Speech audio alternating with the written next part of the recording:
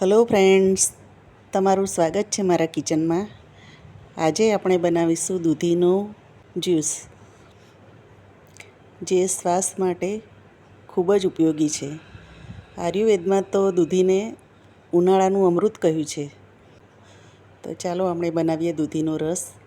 એના માટે મેં લીધી છે દૂધીને આપણે છોલીને ઝીણી સમારી લઈશું. મિક્સરમાં લઈ લઈશું ટુકડા. ત્યાર પછી એમાં ફુદીનો, થોડા લીલા ધાણા, જીરું અને સંચળ સ્વાદ મુજબ આટલી વસ્તુ ઉમેરીને ગ્રાઇન્ડ કરીશું. એમાં તમને જો ભાવતું હોય તો સિંધા નમક લઈ શકો છો, પરંતુ આપણે હેલ્થને ધ્યાનમાં રાખીને આ દૂધીનો જ્યુસ પીએ છીએ, એટલા માટે મેં નમક લીધું નથી. અને હા, જેને હાર્ટ પ્રોબ્લેમ હોય, કોલેસ્ટ્રોલ વધારે આવતું હોય, એ લોકો માટે તો ખૂબ જ ઉપયોગી છે. અને એ લોકોએ આખો ઉનાળો આનું સેવન કરવું જોઈએ.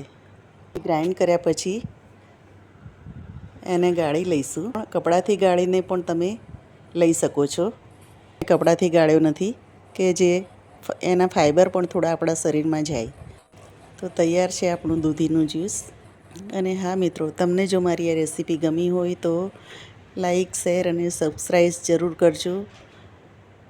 અને ચેનલને સપોર્ટ કરવા વિનંતી.